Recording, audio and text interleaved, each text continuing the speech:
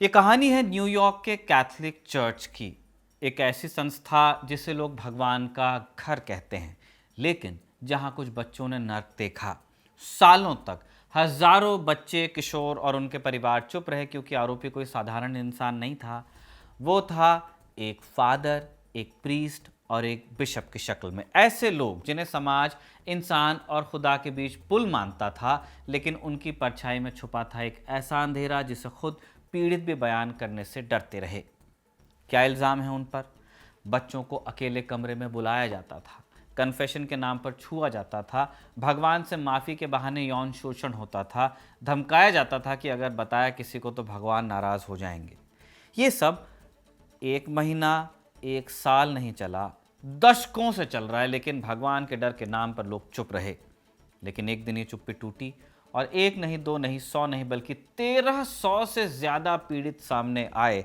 और सामने आई ऐसी ऐसी कहानियाँ जिन्हें सुनने के बाद आप सहम जाएंगे। न्यूयॉर्क के इस चर्च में 1952 से 2020 तक सैकड़ों लोगों के साथ सेक्सुअल हैरेसमेंट हुआ। कई लड़कियां प्रेग्नेंट हो गईं।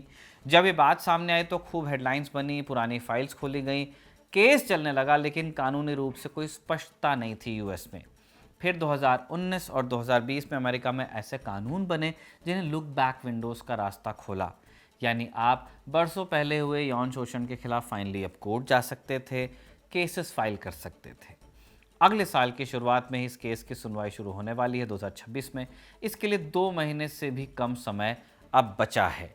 लेकिन उससे पहले ही चर्च एक रास्ता लेके आया है। वो इंसाफ को खरीदने की कोशिश कर रहा है। न्यूयॉर्क के इस चर्च ने कहा है कि हम इन पीड़ितों को मुआवजा देने को तैयार हैं, कोर्ट के बाहर सेटल कर लेते हैं। इसके लिए चर्च ने $300 मिलियन की रकम जुटाने का ऐलान किया है। कितना होता है? 27,000 करोड़।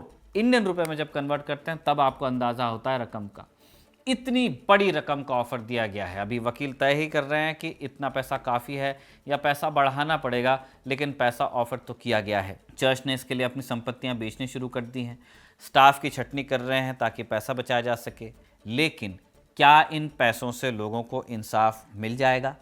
आज के राजदूत में इसी बात का पता लगाएंगे और बताएंगे न्यूयॉर्क के चर्च में हुई शोषण की सबसे कुख्यात दास्तान। नमस्कार, स्वीकार कीजिए निखिल का। आप खबर गांव का डेली इंटरनेशनल बुलेटिन राजदूत देख रहे हैं।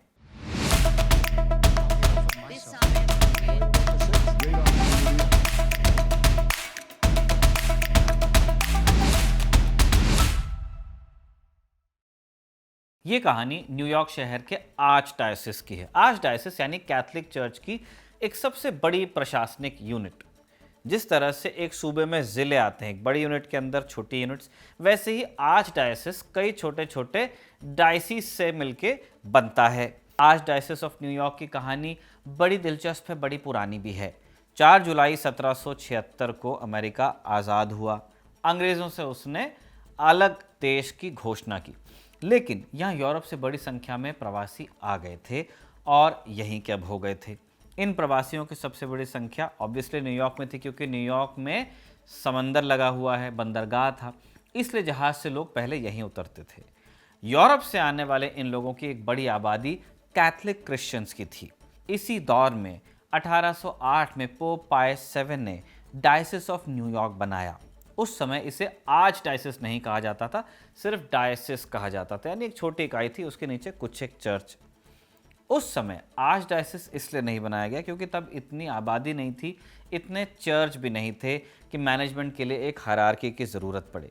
1 या 2 कैथलिक चर्चेज ही पूरे न्यूयॉर्क में तब हुआ करते थे। फिर 1840 के दशक में आयरलैंड में अकाल पड़ गया, जिससे आयरिश लोगों की एक बड़ी आबादी न्यूयॉर्क आकर बसी।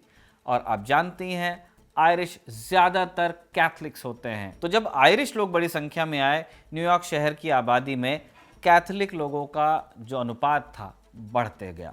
आबादी बढ़ी तो कैथलिक चर्च को लगा कि शहर को एक बड़ी प्रशासनिक संरचना चाहिए होगी, कई चर्चेज हो गए, इनको कंट्रोल करने के लिए एक बॉडी चाहिए। तो 1850 में जाकर आर्च डायसिस बनाया गया न्यूयॉर्क का, यानी उस समय से पूर्वी अमेरिका के लिए एक धार्मिक मुख्यालय की तरह ये हो गया। अब जब नई कैथलिक आबादी यहाँ बसने लगी तो नए स्कूल्स और अस्पतालों की ज़रूरत पड़ी। तब यूएस गवर्नमेंट इतनी ताकतवर नहीं थी, चर्च ताकतवर था। क्यों? क्योंकि एक तो लोग धर्म भीरू, दूसरा दान भी बहुत आता था। तो न्यूयॉर्क के आर्च डायसिस ने ये सब बनाने का जिम्मा भी उठाया, हॉस्पिटल्स बनवाए, स्कूल्स बनवाए। ये सब आज से 200 साल पुरानी बात है। उस समय समाज पर धर्म का प्रभाव ज़्यादा था, चर्च के पास शक्तियाँ ज़्यादा थी, इसलिए लोग अपने बच्चों को उनके स्कूल्स में भेजना पसंद भी करते थे। अच्छा, बात सिर्फ स्कूल या हॉस्पिटल की नहीं है, चर्च जाना भी सिर्फ संडे प्रेयर्स का हिस्सा नहीं हुआ करता था। आप देखते होंगे ना फिल्मों में कि संडे को जाते हैं, तब रोज़ प्रेयर्स का कल्चर था, रोज़ बाइबल रीडिंग होती थी, रोज़ पादरी एक चैप्टर पढ़ाते थे और उस पर फिर प्रवचन भी होता था। लोग शाम को भी चर्च जाते थे। अब जब यह आर्चडायसिस इतनी बड़ी आबादी को प्रभावित करने लगा तो उनके मुखियाओं की भी समाज में हैसियत बन गई। आर्चडायसिस का जो मुखिया होता उसे कहा जाता कार्डिनल। यूएस में 33 आर्चडायसिस हैं तो इनके 33 कार्डिनल, लेकिन इन सब में सबसे प्रभावशाली न्यूयॉर्क आर्चडायसिस है, क्योंकि ये पॉलिटिक्स से भी जुड़े हुए हैं।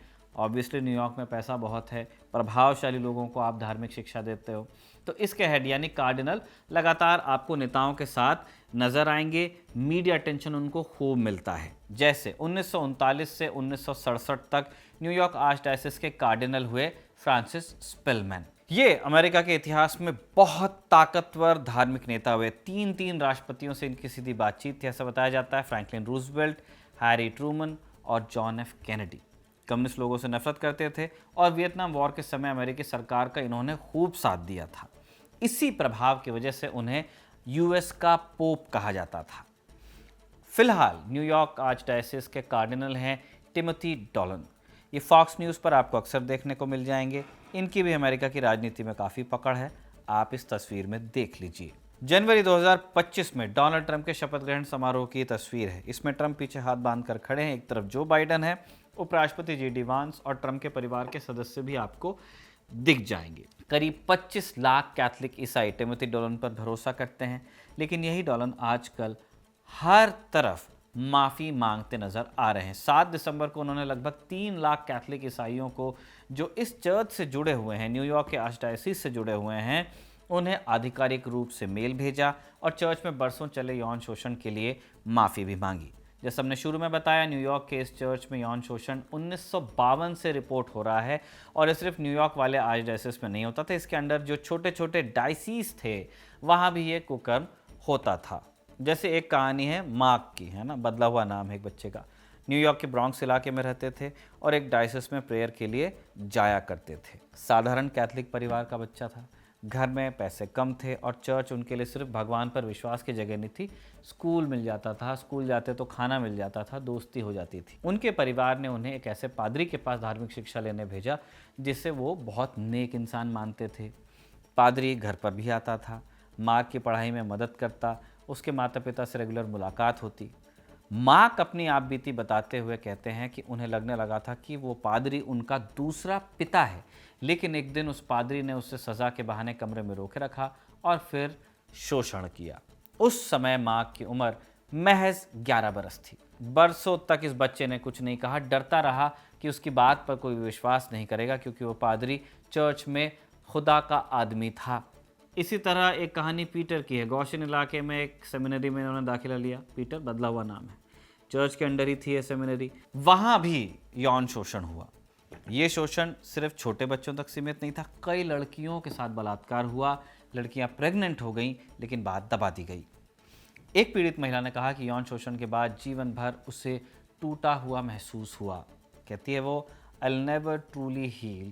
I feel like I'm made of shattered glass. मैं कभी ठीक नहीं हो पाऊंगी, मुझे ऐसा लगता है कि मैं ऐसे कांच से बनी हूँ जो चूर चूर हो चुका है। ऐसा नहीं था कि कोई इसकी शिकायत नहीं कर रहा था, शिकायत होती थी, लेकिन जो लोकल पादरी होते थे वो अपने प्रभाव से ऐसे मामलों को दबा देते। 1990 के दशक में इस तरह की कई शिकायतें हुई और हमेशा बात दबा दी गई। लेकिन साल 2002 में जब बॉस्टन ग्लोब की स्पॉटलाइट टीम ने कई बड़े एक्सपोजे किए तो फिर मामले की परतें उठने भी लगी। बॉस्टन आप जानते हैं न्यूयॉर्क की तरह ही ईस्ट कोस्ट पर एक बड़ा शहर है यूएस में।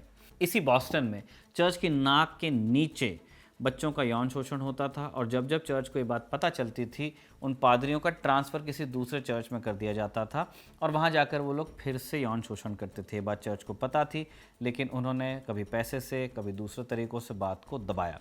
2002 में द बॉस्टन ग्लोब की स्पॉटलाइट टीम ने इस चीज़ को एक्सपोज किया। 2003 में बॉस्टन ग्लोब की कवरेज को पुलित्ज़र प्राइज़ मिला फॉर पब्लिक सर्विस।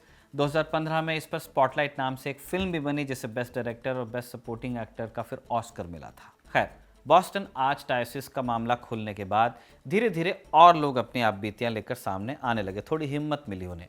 इनमें से कई लोग तो ऐसे थे जो अब बूढ़े हो चुके हैं, कई इस दुनिया में नहीं भी हैं। जॉन जे रिपोर्ट में ये भी पता चला कि बहुत से पादरी पकड़े जाने पर दूसरे चर्च भेज दिए जाते थे। पीड़ित परिवारों को चुप रहने के लिए उन पर दबाव बनाया जाता था। रिकॉर्ड अक्सर गायब कर दिए जाते थे और जो चर्च से जुड़े सीनियर लीडर होते थे वो जांच शुरू करने में जानबूझकर देरी करते थे। ये सब चलता रहा। अलग अलग अदालतों में केस दायर होते रहे, लेकिन कोई सफलता हाथ नहीं लग रही थी और इससे चर्च की इज्जत मिट्टी में मिल रही थी। लोग वहाँ अपने बच्चों को भेजने से फाइनली कतराने लगे थे। साल 2019 और 2022 में अमेरिका में 2 नए कानून बने। पहला था चाइल्ड विक्टिम्स एक्ट 2019 और दूसरा द अडल्ट सर्वाइवर्स एक्ट 2022। इन दोनों कानूनों ने पीड़ितों को एक व्यवस्थित ढंग से अपना केस दायर करने की इजाज़त दी। इन दोनों कानूनों ने लुक बैक विंडोज़ का रास्ता खोला, यानी बरसों पहले पीड़ितों के साथ जो दुर्व्यवहार हुआ उसके लिए वो सिविल क्लेम्स दायर कर सकते थे। ये कानून आए और इसके बाद चर्च के ऊपर मुकदमों की बाढ़ आ गई। बहुत सारे सूट्स हुए, बहुत सारे क्लेम्स हुए। क्लेम्स में जनरली एक फाइनेंशियल पेनल्टी की मांग होती है। कई धार्मिक समूहों की आर्थिक स्थिति खराब होने लगी और न्यूयॉर्क के 8 में से 6 कैथलिक डायोसीस बैंकरप्ट हुए। और अब अमेरिका का सबसे प्रभावशाली चर्च यानी न्यूयॉर्क शहर का आर्च डायोसिस उसी रास्ते पर जाता नजर आ रहा है। टिमोथी डोलन ने कहा है कि वो चर्च की संपत्तियां बेच रहे हैं, लोगों को नौकरी से निकाल रहे हैं ताकि पीड़ितों को मुआवजा देने के लिए पैसा इकट्ठा कर सकें। जैसे हमने पहले भी बताया, न्यूयॉर्क का ये केस पहला नहीं है। अब तक इसी तरह के आरोपों में अमेरिका के कई चर्च ने बिलियंस ऑफ डॉलर्स, जैसे डोनाल्ड ट्रंप कहते हैं, मुआवजे में दिए। 2024 में लॉस एंजलिस के आर्च डायोसिस ने ऐसे ही कई केसेस में पीड़ितों को लगभग 880 मिलियन डॉलर पे किए थे, यानी लगभग 80,000 करोड़ रुपए। ये सब हुआ था भगवान के नाम पर आस्था रखने वालों के साथ, और करने वाले थे भगवान के सबसे करीबी समझे जाने वाले लोग। ये पूरी कहानी हमारे सामने एक सवाल छोड़कर जाती है कि इंसाफ का मायना क्या है।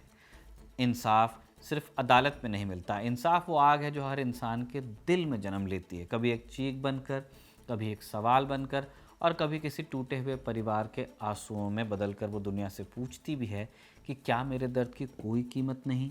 इंसाफ का रास्ता कठिन है क्योंकि उसमें ताकतवर की छाया लंबी होती है और कमज़ोर की आवाज़ छोटी।